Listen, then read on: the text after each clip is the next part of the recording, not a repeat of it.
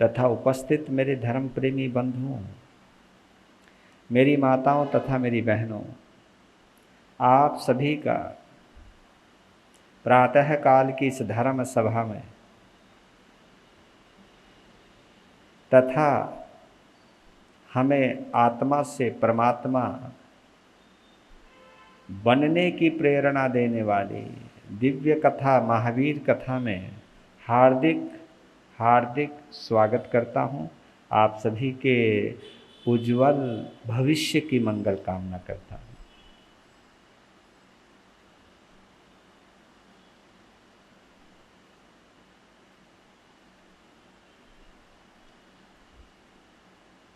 सौभाग्य है हम सभी का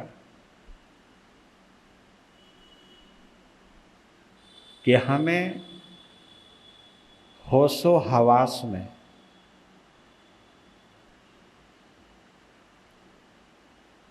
चैतन्य अवस्था में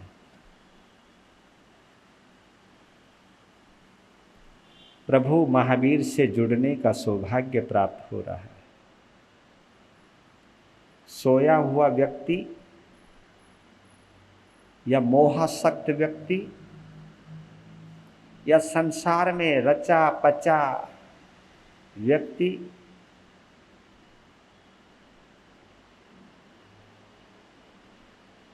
महावीर से उस भाव से नहीं जुड़ सकता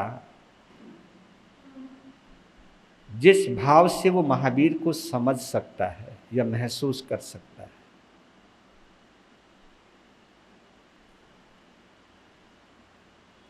आज के युग में महावीर को महसूस करना सबसे बड़ा चमत्कार है।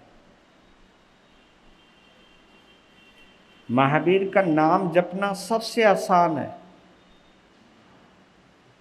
महावीर का जयकारा लगाना सबसे आसान है, लेकिन महावीर को महसूस करना बहुत मुश्किल है।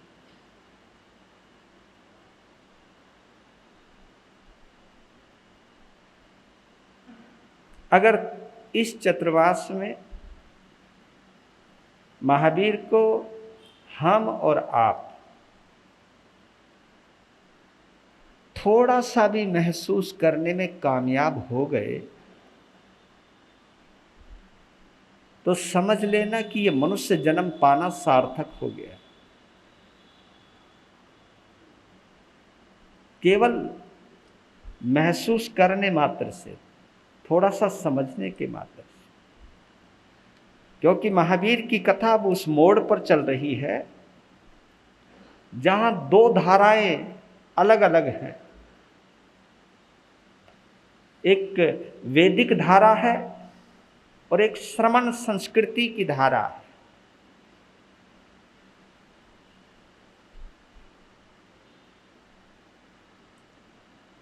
एक का मुखिया ब्राह्मण है तो एक का मुखिया आम सामान्य व्यक्ति, आत्मग्राही व्यक्ति। विशेष बनने में सभी को अच्छा लगता है, लेकिन किसी सामान्य को समझने में सामान्य होना ही पड़ता है, यानी उसके स्तर तक आना पड़ता है। दुखी को समझने के लिए उसके दुख का अनुभव करना पड़ता है, और दुख का अनुभव वो कब कर सकता है, ये महावीर की कथा से पता चल रहा है।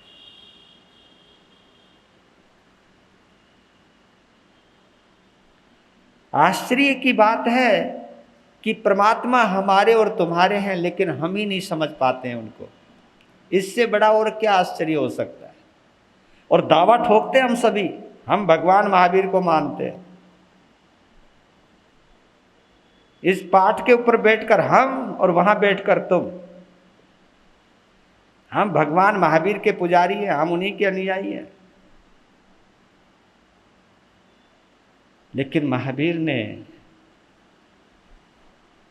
इस आत्मा को कितनी गहराई से जाना होगा।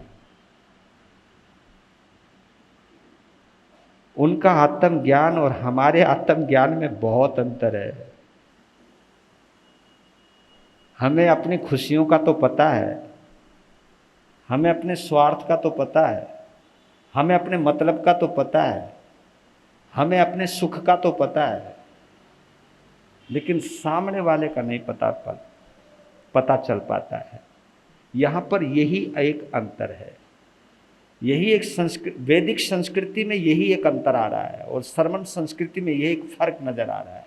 और इसी उलझन में उलझे हुए हैं इस वक्त प्रभु महावीर, वर्धमान महावीर या वर्धमान। तो निकलते हैं, थोड़ा बहुत समझने की कोशिश करते हैं, लेकिन महावीर कथा सुनने का मतलब है आत्म भाव में रमन करना। महावीर कथा सुनने का मतलब है दिमाग की नहीं, दिल तक पहुंचने की कला जाहिर करना या महसूस करना या कला में निष्णात होना।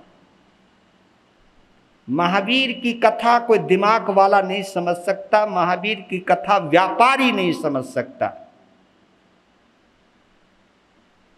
जिसके दिमाग में सत्ता, पैसा, सम्मान, पद और प्रतिष्ठा भरी हुई है, वो कभी महावीर को नहीं समझ सकता, चाहे आप हो चाहे हम हो। महावीर को समझने के लिए हृदय लगता है, दिल लगता है।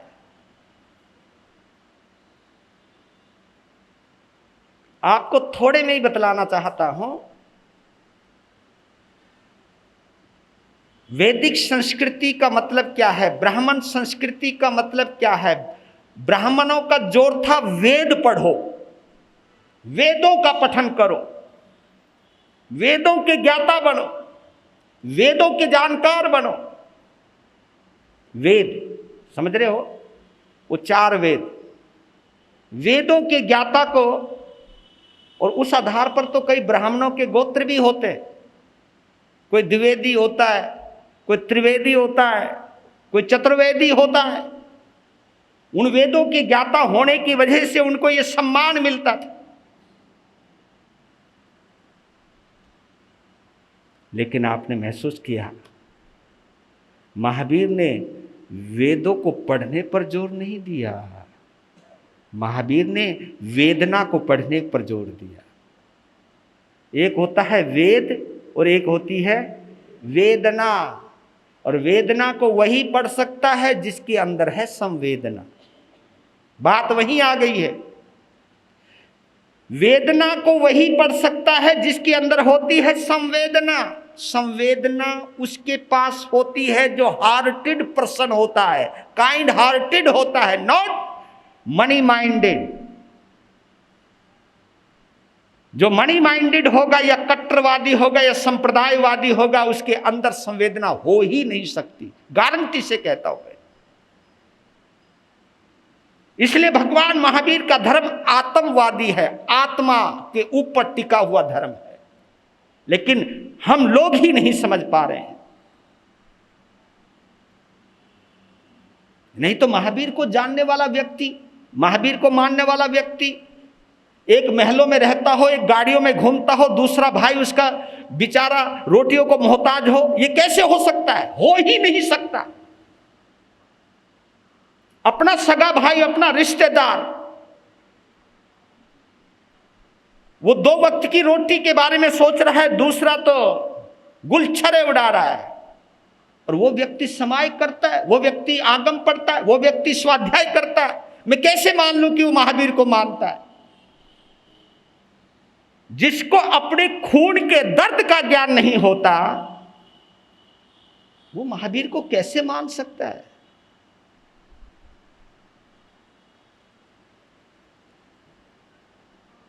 आपको बताता हूं, मुझे ऐसा लगता है वहां वेदों में, वेदों के मानने वाले कहते कि यज्ञों के अंदर होने वाली हिंसा हिंसा नहीं होती, यज्ञों के निमित्त होने वाली हिंसा हिंसा नहीं होती। वो ये कहते हैं यज्ञों के निमित्त अगर किसी पशु की बलि दी जाती है, किसी मनुष्य की भी बलि दी जाती है, तो वो कोई पाप नहीं है। वो तो देवता को प्रसन्न करना है, किसी देवी देवता को प्रसन्न करना है, उनका वो भोजन है। और ये सब भोजन हमने खुद बना रखे हैं, उनको कोई भोजन नहीं है ये जिन्होंने खाना। मैं तो एक ब्राह्मण ग्रंथ में पढ़कर के अचंभित हो गया कि जब यज्ञों के निमित्त किसी पशु की बलि दी जाती थी तो वहां पर यह लिखा जाता था या लिखा हुआ है कि बलि दिए हुए पशु का कौन से भाग का मांस कौन सा ब्राह्मण खाएगा।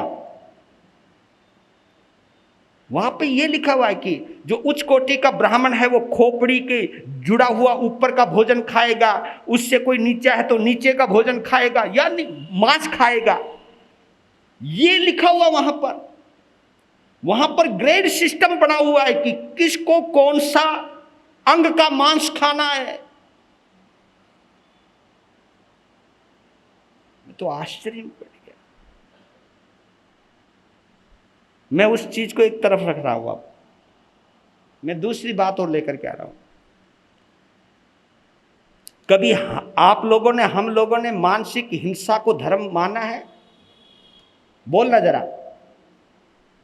अगर मानसिक हिंसा को धर्म नहीं माना तो फिर मानसिक हिंसा क्यों करते हम? हिंसा तो ये भी है, एक साधु दूसरे साधु की निंदा कर रहा है तो ये मानसिक हिंसा ही तो कर रहा है। एक श्रावक दूसरे संप्रदाय के साधु की निंदा करता, वंदना तक नहीं करता, बुराई करता है, तो वो एक मानसिक हिंसा ही तो कर रहा है। वाचनिक हिंसा है और वचन की हिंसा बाद में आती है। पहले निंदा वो होती है जो जबान पर आती है। निंदा के भाव कहां आते? अंदर आते हैं। तो हिंसा तो ये भी है। और साधु कमाल कर जाते हैं, हम लोग भी कमाल कर जाते हैं कि भाई हम क्रिया के आधार पर तो बहुत ध्यान रखते हैं कि कोई जीव मरना नहीं चाहिए, कोई जीव की हिंसा नहीं होनी चाहिए, और मन से हम किसी का भी बुरा सोचते रहे, मन से हम किसी को भी गालियां देते रहे, जबान से हम किसी को भी कुछ बोलते रहे, हम पाठ के ऊपर बैठ करके भी क्रियाओं के आधार पर किसी की छिछालेदार करते रहे। क्या ये हिंसा नहीं है? अरे मेरे बंधुओं, प्रभु महावीर ने ऐसे ही मन वचन काया 3 योग नहीं बोले। 3 योग बोले हैं तो 3 करण भी बोले। योग में क्या आता है? मन वचन काया, ये योग में आते हैं। करण में क्या आता है?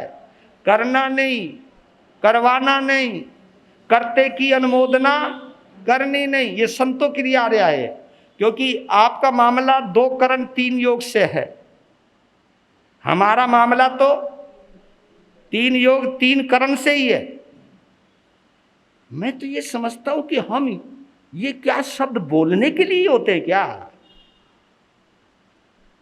हमारी समाज में जो इतना बंटवारा हो रहा है, इतने झगड़े हो रहे, इतने लफड़े हो रहे, इतने भेदभाव होता है, कहीं अग्रवाल कहीं ओस वालों का ये चक्कर पड़ जाता है, कहीं भावड़ों का कहीं अग्रवालों का चक्कर पड़ जाता है, ये कहीं मानसिक रूप से ही तो पड़ता होगा ना। हम किसी को घटिया मानते होंगे तभी तो पड़ता होगा, क्योंकि कुछ बातें मेरी बुरी लग सकती है मेरे बंधुओं, लेकिन ये कड़वी बात होते हुए भी कड़वी सच्चाई भी है कि जहां भी कहीं भेदभाव आया है हमारे अंदर, किसी के लिए कुछ ये सोचने की भाव आ गया कि ये घटिया है, नहीं ये हमारे लायक ही नहीं है, ये हमारे स्टेटस का ही नहीं है, ये हमारे स्तर का ही नहीं है, ये भाव आना भी मानसिक हिंसा है। आपने ये कह करके आत्मा के अंदर छुपे हुए परमात्म तत्व की विराधना की है। जिस वक्त आप श्रवण सूत्र के अंदर या अपने श्रावक सूत्र के अंदर 33 असाधनाओं का पाठ पढ़ते होंगे, तो उसमें तो अरिहंतों की भी असाधना है, सिद्धों की भी असाधना है, आचार्य की भी असाधना है, उपाध्याय की भी असाधना है, साधु की भी असाधना है, साध्वी की भी असाधना है, श्रावक की भी असाधना है, श्राविकाओं की भी असाधना है। तो हम लोगों को भी हक नहीं है किसी श्रावक और श्राविका की असाधना कर दे, उसकी बेइज्जत कर दे, या किसी और संप्रदाय का है उसको उसको उसको देख करके मुंह फेर लें, या उसको मंगल पाठ ना सुनाएं, या उसको जलील करने हम लग जाए, तो ये असाधना है। तो हम ऐसे असाधना करने वाले हम संतों को प्रतिक्रमण करने का कोई हक नहीं है। उसको जरूर ध्यान करना चाहिए कि जब मैं श्रवण सूत्र पढ़ता हूं, उस सूत्र के अंदर 33 असाधनाओं के अंदर ये भी असाधनाएं हैं। और जो हम समय बर्बाद करते हैं, गप्पे मारते हैं, ये समय की असाधना है, काल असाधना भी है उसके अंदर। किसी भी देवी देवता की सत्ता को इनकार करना ये देव असाधना भी है। देवयानम असानम देवी नम असायनाय, ये जितनी भी चीजें हैं, हम जोश जोश में कुछ भी बोल जाते हैं, पर लेकिन कभी कभी हमें अपने पाठ भी याद कर लेना चाहिए कि क्या ये शब्द रटने के लिए है या इनको महसूस करना भी है। मैंने एक दिन बोला था आपको कि हम नौकार मंत्र पढ़ते जरूर हैं लेकिन उसे महसूस नहीं करते। पढ़ते हैं लेकिन महसूस नहीं करते। बहुत जोर दिया है भगवान ने पंच प्रमेष्टि, इसको महामंत्र बतलाया है। क्यों बतलाया? क्योंकि ये शाश्वत है।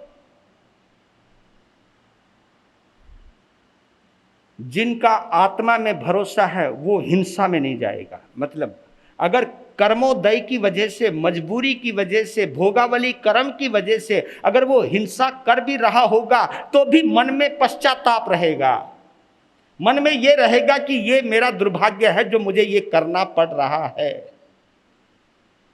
साथ ही साथ उसके अंदर आलोचना के भाव रहते कि मुझको पता नहीं कौन से अशुभ कर्म की वजह से ये अशुभ कर्म करने पड़ रहे हैं, उसको रस नहीं आता। क्या गहरी, मतलब आत्म विज्ञान। मैं नहीं मानता कि भगवान महावीर से जबरदस्त किसी ने आत्म ज्ञान को समझा होगा, अहिंसा को समझा होगा। इसलिए महावीर के चरित्र को पढ़ते पढ़ते कहीं ना कहीं रोमांचित हो जाता हूं, उनकी परम दया, परम करुणा, परम मैत्री का कायल हो जाता हूं।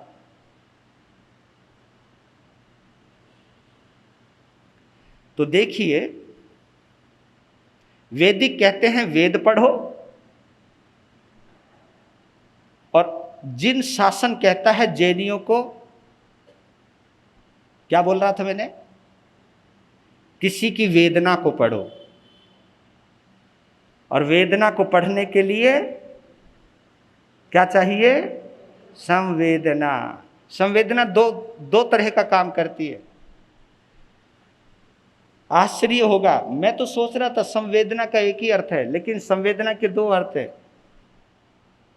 किसी के दर्द को महसूस करना यह भी संवेदना के आधार पर ही होता है, लेकिन अपनी गलतियों को, अपने दोषों को स्वीकार करना यह भी संवेदना है।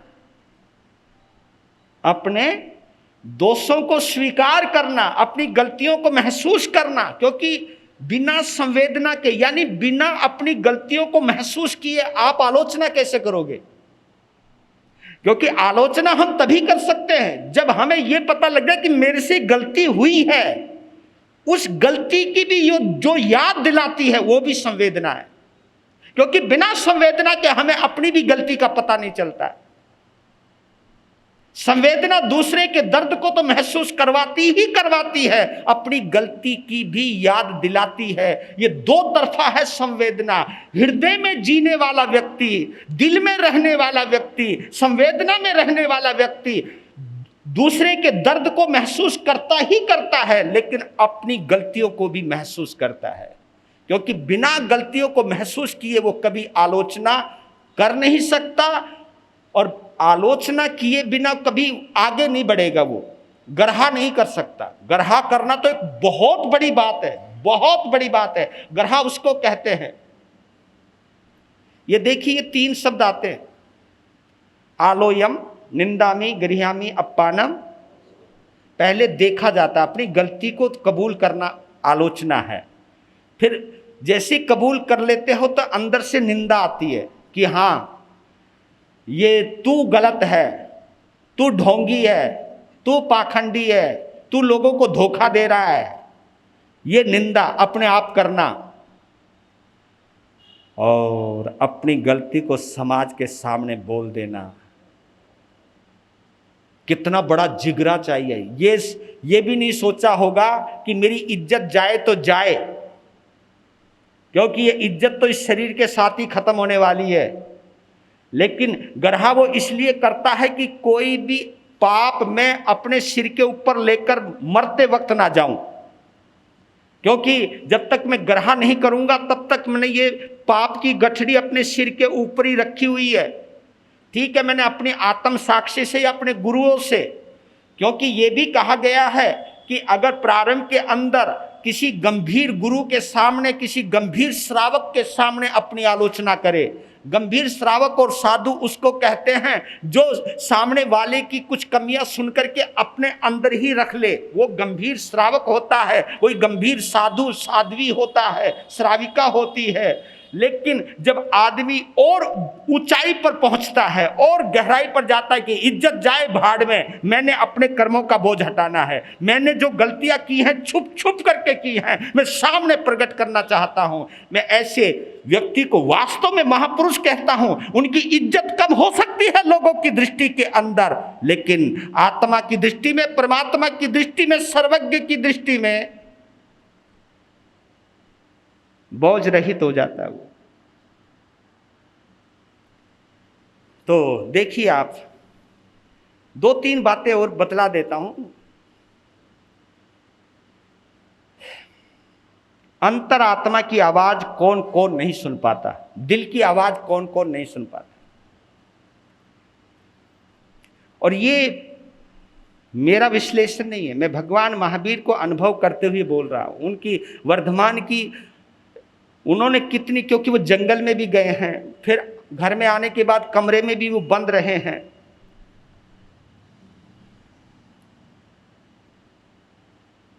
क्योंकि कल आपने सुना था कि राजमहल में चिंता शुरू हो गई, दिन छुप गया लेकिन वर्धमान नहीं आए।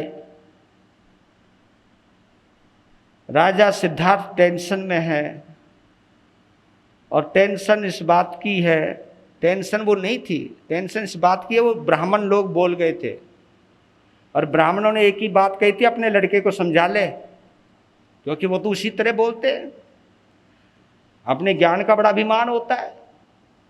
जब राजा को यही मानते कि तू हमारा बनाया हुआ है, तो वो क्या समझेंगे। तो बोल गए थे ब्राह्मण प्रमुख कि सुनो राजन, अपने वर्धमान को समझा लेना, बहुत बोलने लग गया वो, पता नहीं कहां कहां की व्याख्या ही करता है वो, समझा लेना। जिस अंदाज में बोला था उन ब्राह्मणों ने या ब्राह्मण प्रमुखों ने, तो वो अंदाज सुनकर के घबरा गए। हाँ, राजा सिद्धार्थ ने सोचा कि विद्रोह होने की संभावना है। हाँ, विद्रोह अगर हो गया तो मेरी गद्दी तो गई, और गद्दी की बड़ी चिंता हो जाती है कभी कभी। और अपनी गद्दी को बचाने के लिए व्यक्ति अपनी आत्मा की आवाज सुनना बंद कर देता है,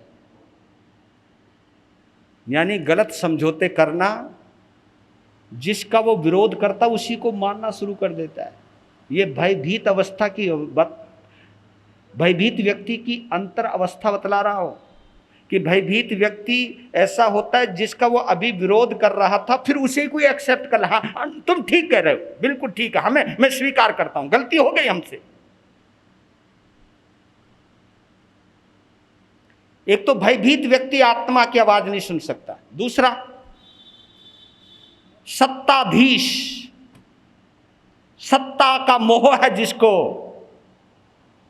वो व्यक्ति भी आत्मा की आवाज नहीं सुन सकता, क्योंकि सत्ता पर बैठा हुआ व्यक्ति अंदर से भयभीत ही रहता है, कहीं मेरी सत्ता ना चली जाए। और उस सत्ता को बचाने के लिए उसे कुछ गलत भी करना पड़े, गलत लोगों का भी समर्थन लेना पड़े, है ना, तो उनका भी समर्थन ले लेता है। कभी कभी तो मुझे लगता है कि नेताओं की भाषाओं में कितना विरोधाभास होता है।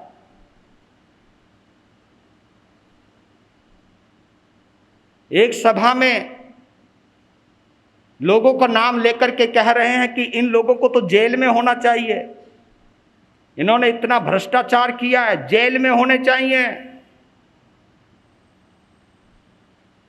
और जब वो उनकी पार्टी ज्वाइन कर लेते तो उप मुख्यमंत्री बना देते हैं। वो जेल में नहीं होना चाहिए, फिर गद्दी पर होना चाहिए। और एक बड़े लीडर को बोलते हुए देखा कि भाई साहब तुम्हें तो यहां होना चाहिए था, तुमने यहां आने में बहुत देरी कर दी। तो मुझे तो ये लगता था कि उस बंदे को ये भी बोल देना चाहिए था, अच्छा वो तू जल्दी आ गया, नहीं तो जेल के अंदर होता। हम अपनी सत्ता के लिए भ्रष्टाचारियों को भी अपना सकते हैं, क्योंकि भ्रष्टाचार करना तो हमारी पार्टी में रह के करो, दूसरे की पार्टी में रह के करोगे तो हमें बर्दाश्त नहीं होगा। वाह भाई वाह, अद्भुत हो रहा है, अद्भुत।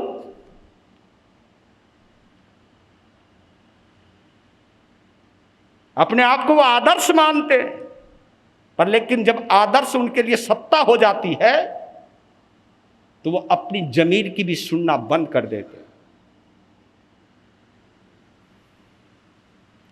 और आपने सुना कि वो चक्कर काट रहे हैं, कौन?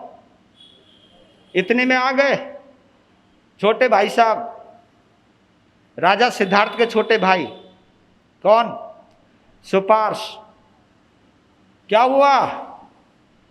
दिमाग खराब हो गया, कुछ हो भी तो गया, समझाओ समझाओ उसको। क्योंकि आदमी जब परेशान होता है ना तो कुछ भी बोल सकते। किसको? सुपार्श ने पूछा किसको समझाना है, किसको? उसको समझाओ, अपने लाडले वर्धमान को। हैं वर्धमान को समझाना? ओ भाई साहब बात सुनो, वर्धमान 3 ज्ञान का धारी है।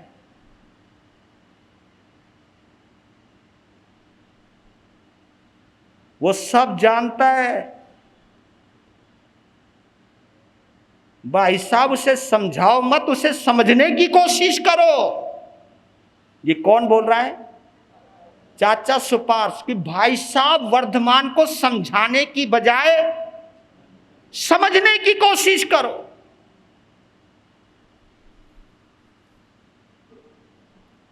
अब देखो क्या हालत हो गई। एक तरफ तो वो ब्राह्मण जिन्होंने कहा था सिद्धार्थ को कि अपने वर्धमान को समझाओ, एक तरफ सुपार्श जो ये कह रहा कि उसको समझाओ मत, उसे समझने की कोशिश करो। फंस गया ना बेचारा बीच में। हे भगवान, के अंदर समझने की कोशिश करो, वो कहते कि समझाओ। क्या करूं? इतने में आ गई त्रिशला। जी सुनो जी, मारो वर्धमान नहीं आयो,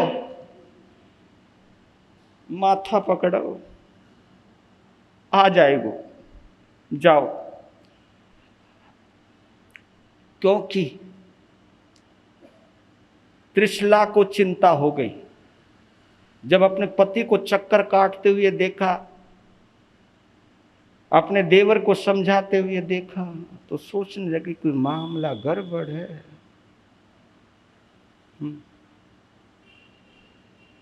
आंख बंद करी मां ने, ममता ने पुकारा। और देखो वर्धमान मां से किस कदर जुड़े हुए हैं। ममता ने पुकारा, आवाज सुनी है बहुत दूर से, इसको टेलीपैथी कहते हैं। मां की आंखों से आंसू गिरने ही वाले थे।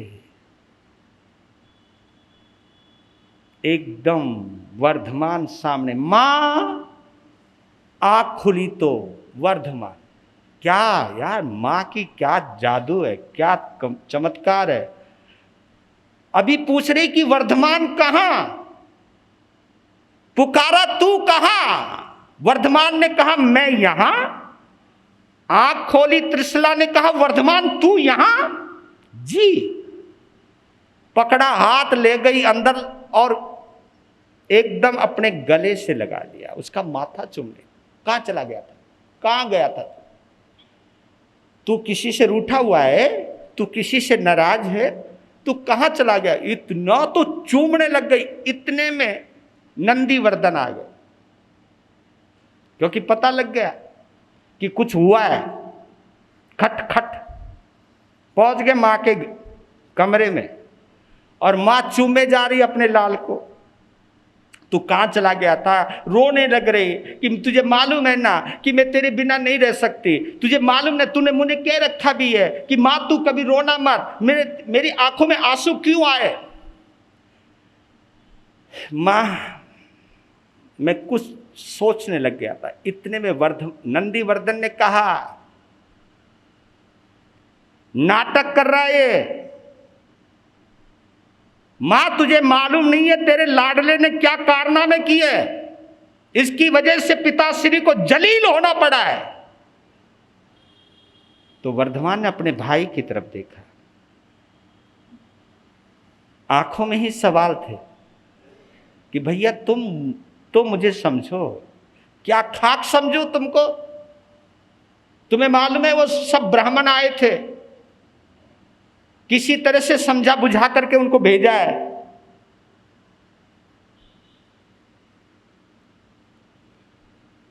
फिर समझने लगे कि भैया को गुस्सा आ रहा है, और गुस्से में कोई समझने को, ये भी तुम समझ लेना, जिस बंदे को गुस्सा आ रहा हो ना, उसको समझाने की कोशिश मत करना कभी। ये कथा बोल रही है, जिसका टेम्परेचर हाई हो ना, उस समय चुप हो जाओ। समझाओगे और पंगा खड़ा हो जाएगा, क्योंकि उस बंदा उस वक्त सुनने को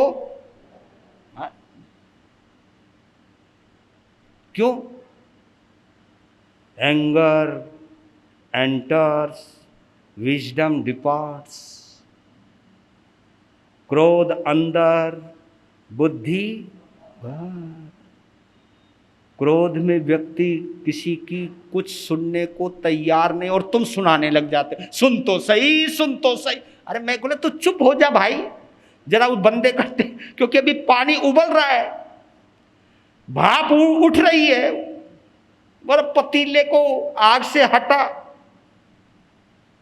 या नीचे की आग बुझा, पहले पानी को ठंडा तो होने दे, तभी तो मामला समझेगा। लेकिन हम लोग ये गलती करते, ये गलती हमसे होती है। कहानी ये कहती कि उस वक्त समझाने से काम नहीं चला, चुप रहने से। तो उन्होंने कहा कि भैया को तो कुछ कहना बेकार है। मां, मेरी क्या गलती है, पहले तो ये बता, मैंने क्या गलत किया? फिर सब बात बताई कि वहां ये हो रहा था, और मैंने ये किया, मैंने क्या गलत किया?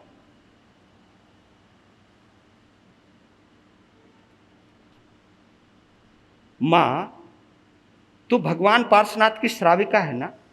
पिताजी भगवान पार्श्वनाथ के उपासक है ना? हाँ। और वो राजा है यहाँ के, उनके राज्य के अंदर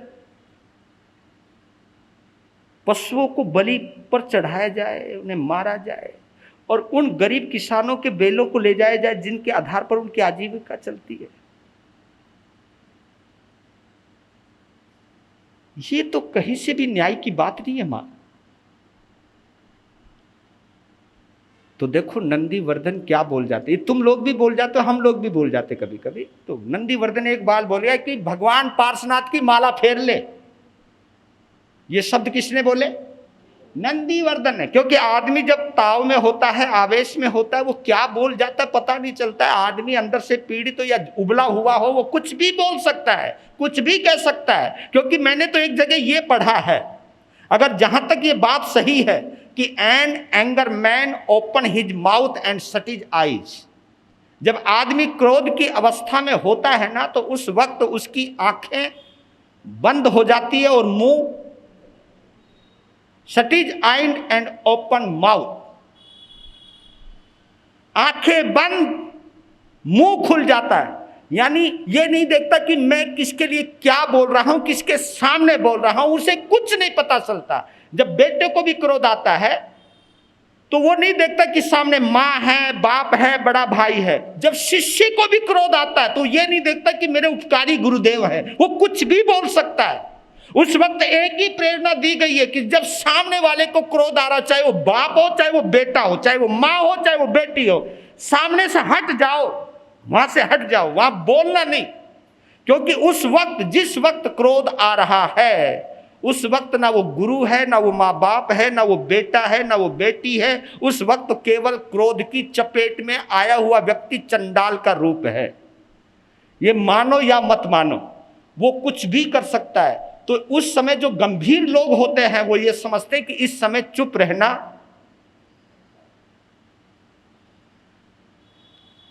इसलिए कभी कभी कहता हूं कि घर में जब भी तनाव का वातावरण बने और तुम्हें लग जाए कि मैं कुछ भी बोलूंगा तो वो कहीं ऐसा ना हो केरोसिन के ऊपर कोई चिंगारी ना चली जाए। मेरी एक छोटी सी बात, उस केरोसिन का तेल फैला हुआ है, अगर एक छोटी सी भी चिंगारी चली गई तो आग लग सकती है।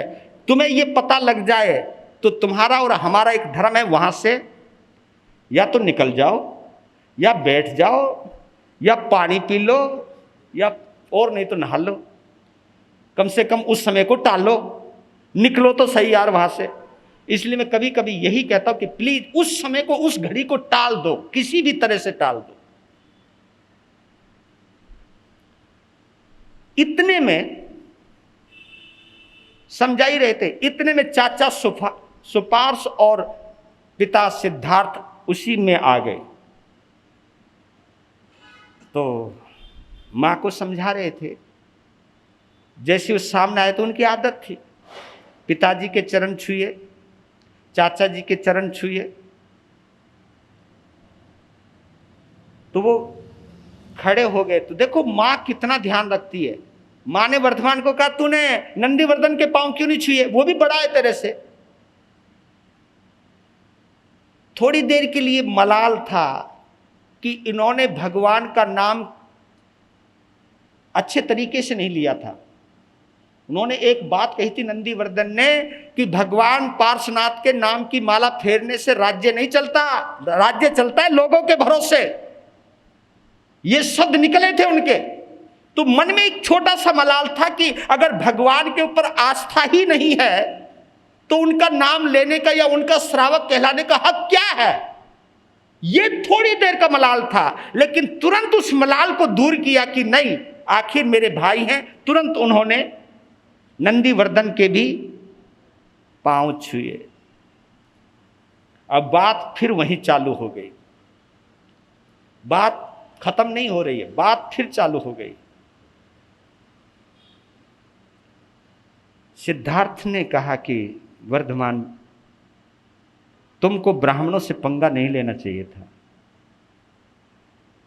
तुम चाहे कितने भी संवेदनशील हों, लेकिन वो अपनी मान्यताओं के प्रति कट्टरवादी होते हैं। आप उन्हें नहीं समझा सकते।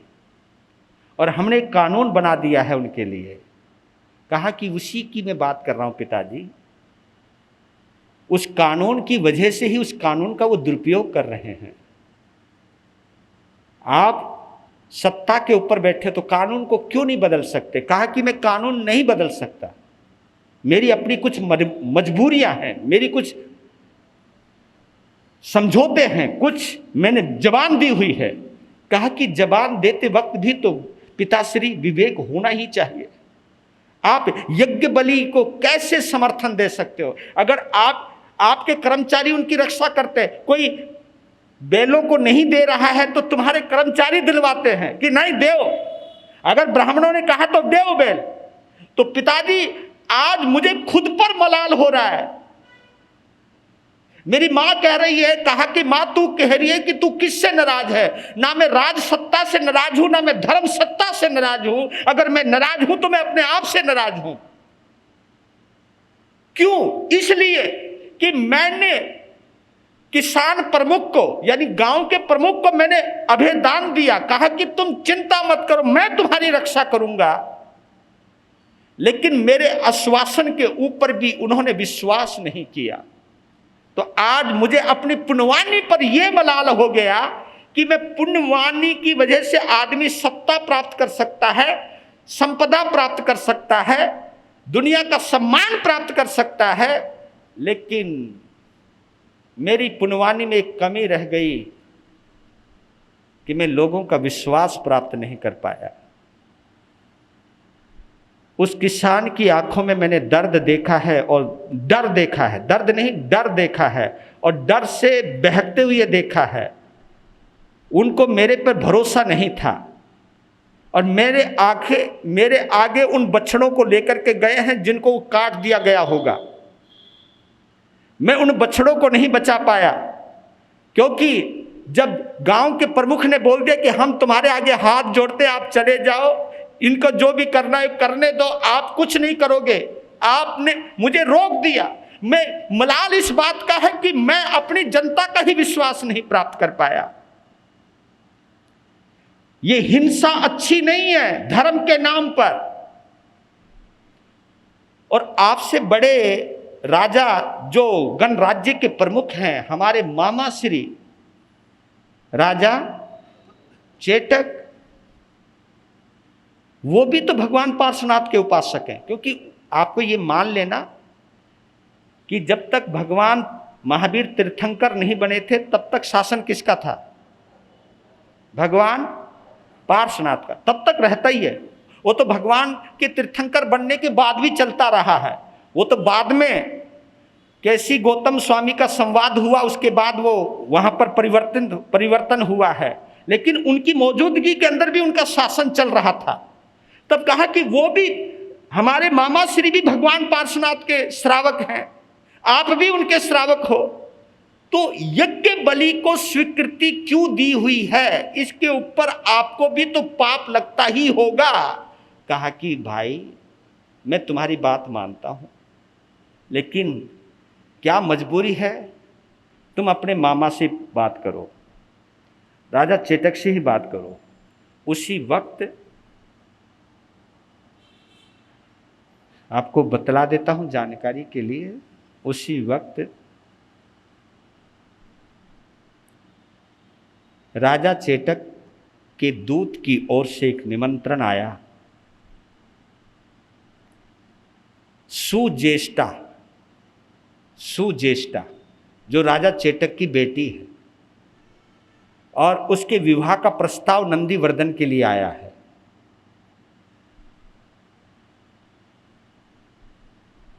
तो कहा कि वर्धमान तुम भी नंदीवर्धन के साथ जाओ, कुछ अपनी समस्याओं की बात कर लेना, कुछ ये रिश्ते नातों की जो भी बात है तुम देख लेना ये। तो उसके बाद नंदीवर्धन के साथ और कुछ मित्रों के साथ वैशाली राज्य में चेटक के दरबार में पहुंचते हैं वर्धमान। और वो गणराज्य का मालिक है, तो उनकी राज परिषद भी बहुत बड़ी, क्योंकि इतने राजाओं के प्रतिनिधि, क्योंकि वहां दूत रहा करते थे या राजा आते रहते थे, उनका कोई ना कोई मंत्री या कोई ना कोई प्रोटोकॉल वहां पर चलता रहता था। बहुत बड़ी परिषद थी, बहुत बड़ा साम्राज्य था, गणाध्यक्ष थे वो। तो वो पहुंचे, प्रणाम किया। राजा प्रसन्नजीत, चंद प्रद्योत, राजा श्रेनिक, उस वक्त भी श्रेनिक थे, देखिए वो बाद में बने, उस वक्त भी राजा श्रेनिक थे, और उनके साथ गए हैं वो वर्धमान भी, नंदीवर्धन भी, ये सब उसी परिषद के अंदर पहुंचे हैं। प्रणाम किया, बैठे। लेकिन वर्धमान के दिमाग में वही चीज छाई हुई है कि आप इतने गणाध्यक्ष हो, क्योंकि वो इस चीज को रोकना चाहते थे। तब राजा चेटक ने कहा था, वर्धमान अभी आप राजा नहीं हो, अभी आप राजकुमार हो, आपको सवाल पूछने का कोई अधिकार नहीं है। यह राजा चेटक ने बोला। तो एक अंदर ही संकल्प कर लिया कि अब मैं किसी से सवाल, क्योंकि जब किसी ने जवाब देना ही नहीं, क्योंकि ये होता है आज भी, वर्तमान में भी ऐसा हो रहा है, क्योंकि सवाल पूछे जाते तो सवाल के जवाब नहीं दिए जा रहे, क्योंकि जब जिस सवाल का जवाब ही नहीं हो तो आदमी चुप्पी साध जाता है। जहां कहीं पानी मरता हो तो जवाब नहीं दिया जाता। तो उस वक्त मैं देख रहा था वर्तमान की और महावीर काल के युग की घटना को तोल रहा था कि आज भी कुछ सवालों के जवाब सत्ता के ऊपर बैठे हुए लोग नहीं दे पा रहे हैं। उस वक्त भी उन्होंने कह दिया कि तुम्हें सवाल पूछने का अधिकार नहीं है। तो मन में एक संकल्प कर लिया कि इस राज सत्ता से कभी सवाल नहीं पूछूंगा। इन सवालों का समाधान मैं अपने स्तर पर ढूंढने की कोशिश करूंगा। तो बाद में सुज्येष्ठा के साथ नंदीवर्धन का विवाह होता है, वापिस आ जाते हैं, लेकिन एक पन्ना और बाकी है। नंदीवर्धन का विवाह हुआ है, लेकिन महावीर का होना बाकी है। महावीर के लिए कौन बना है? एक छोटे से सामंत की लड़की है। वो सामंत जो सीमा के ऊपर रहते थे, सीमांत प्रदेशों के ऊपर एक सामंत होते थे और सेना का कुछ प्रमुख हुआ करते थे। एक छोटा सा पद था सामंत, सामरवीर। तो उनकी कन्या है, जिस कन्या का नाम है जसोदा। एक नैमित्तिज्ञ यानी एक ज्योतिषी का आना हुआ उनकी सभा में। लड़की जवान हो गई। समरवीर ने एक सवाल पूछा है, सामंत समरवीर ने, मैं अपनी बेटी को लेकर चिंतित हूं, उसका विवाह किससे होगा? तब नैमित्तिज्ञ ने वो पत्रा पुत्रा खोल दिया।